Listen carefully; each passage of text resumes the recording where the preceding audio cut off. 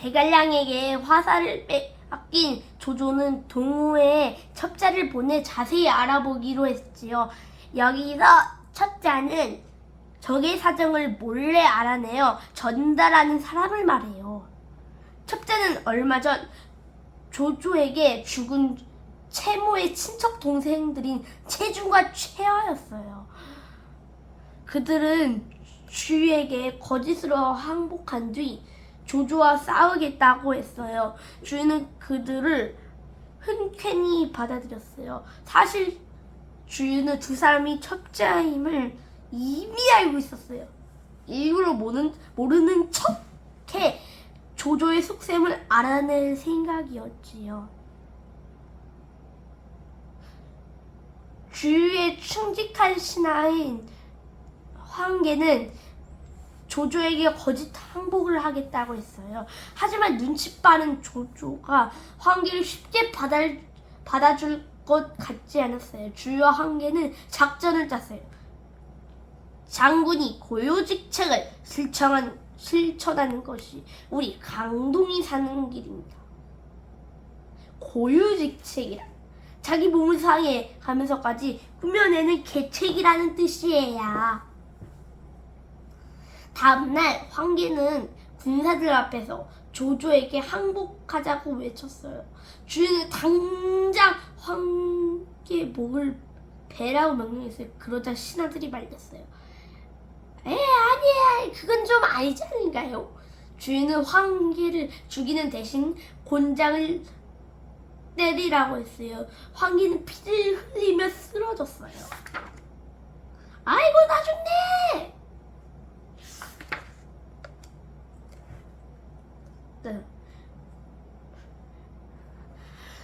끙끙 앓아누운 황계에게 신하들이 문병을 왔어요. 그들은 하나같이 주유의 처사가 너무하다는 반응이었지요. 황계와 가깝게 지냈던 감택도 찾아왔어요. 황계는 감택에만 진실을 털어놓았어요. 그리고 거짓으로 쓴 항복 편지를 조조에게 전해달라고 부탁했어요. 깜깜한 밤 감택은 어부로 변장해 배를 타고 조조군을 찾아갔어요. 과연 조조는 황계와 주유가 꾸민 꽤 너무 걸까요? 못보던 사람이 있네. 뉴페이스구먼. 딱 보니 초짜야.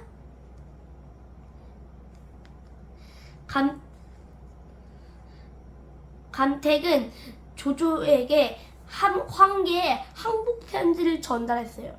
그러나 조조는 믿지 않았어요.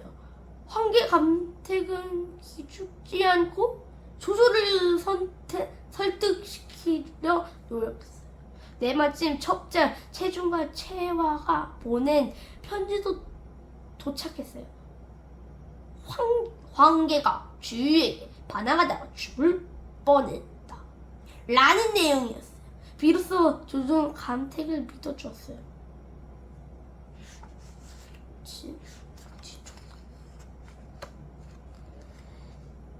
여러분, 뭐 잊은 거 없어요? 예전에 수경 선생이 봉룡과 봉추를 찾으라고 했잖아요. 현재 봉룡은 제갈량인데 봉추는 누굴까요? 바로 방톡입니다. 방톡. 양양 출신의 지혜가 뛰어난 방통이 마침내 강동에 와 있었어요. 사람들은 그를 봉추 선생이라고 불렀죠. 주인은 방통에게 조조를 이길 방법에 대해 물었어요. 방통은 화공법을 써야 한다고 했어요. 단 불이 났을 때 도망가지 못하도록 배들이 단단히 연결돼 한 곳에 모여 있어야 성공할 수 있지요. 주인은 어떻게 조조의 배를 한 대 몰지 깊은 생각에 잠겼어요. 화공법은 바람과 불을 이용해서 적을 공격하는 방법이에요. 그러니까 바람이 잘 부는 날에만 이 화공법이 아주 유일하게 잘 되죠. 주유의 옛 친구 장관이 또다시 찾아왔어요. 조조의 명령으로 주유의 군대를 살피기 위해서였지요. 주유는 장관이 정탐하러 온 사실에 무척 화가 났지요. 주유는 장관을 깊은 산속 집에 가두었어요. 늦은 밤 장관이 집을 몰래 빠져나오는데 어디서 글 읽는 소리가 들렸어요. 그곳에는 방통이 있었지요. 그가 소문난 봉추 선생이라는 것을 알아챈 장관이 함께 조조에게 가자고 했어요. 방통 고개를 끄덕였어요. 조조님께 충성할게요. 장관과 방통은 나몰래 강동을 떠나 조조에게 향했어요. 짠짠짠짠 짠짠짠. 봉추 선생이 왔다는 소식에 조조가 한 걸음에 뛰어나왔어요. 그러고는 진지가 모두 내려 보이는 가장 높은 자리에 방통을 모셨지요. 진지, 언제든 적과 싸울 수 있도록 장비를 갖추고 부대를 배치한 곳이에요. 조조는 오래전부터 존경해왔다며 가르침을 달라고 부탁했어요. 방통은 조조와 함께 진지를 살펴보았어요. 그 누구도 이보다 더 완벽하게 만들지 못할 것입니다. 주인은 분명 승상의 손에 망하고 말 것입니다. 조조는 방통의 칭찬에 한껏 들떴어요. 그러고는 평소 고민거리였던 군사들의 뱃멀미에 대해 털어놓았어요. 방통은 큰 배를 중심으로 작은 배들을 쇠고리로 붓고 그 위에 판자를 깔면 센 바람과 물살에 휘둘리지 않기 때문에 뱃멀미가 나아질 거라고 했어요. 조준 당장 큰 못과 고리를 준비시킨 뒤 방통의 말대로 배들을 연결하라고 명령했어요.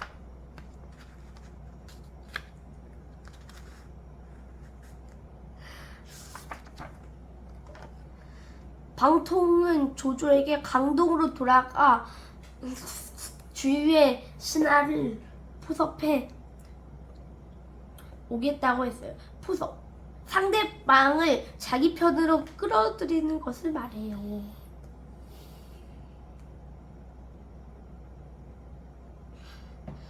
조조는 흔쾌히 허락했지요.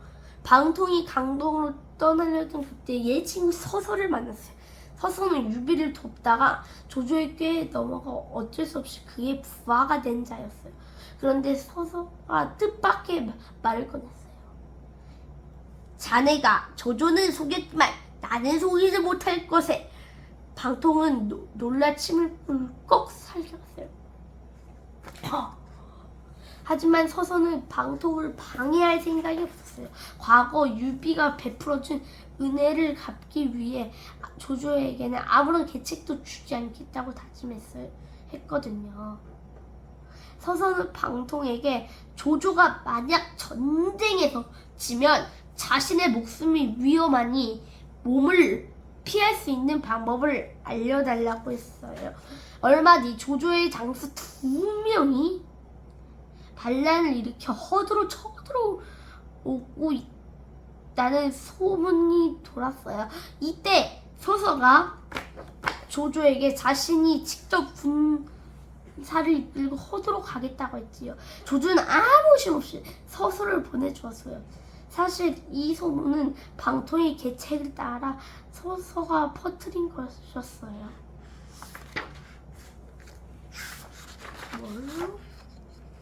불길한 노래. 조조의 기분은 날라리 좋아졌어요.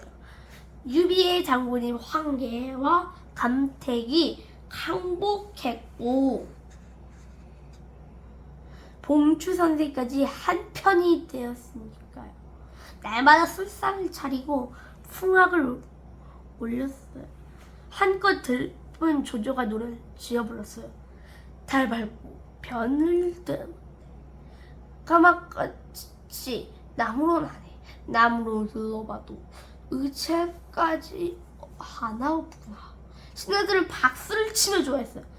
하지만 단 한 명 유복만이 가사가 불길하다며 고개를 갸웃거렸어요. 기분이 상한 조조는 유복의 목소리를 빼앗았어요. 배 안은 금세 난장판이 되었지요.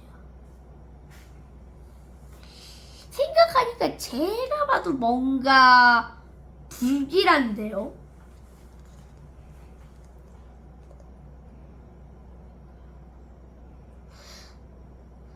다음 날 2명의 장수가 조조를 찾아왔어요.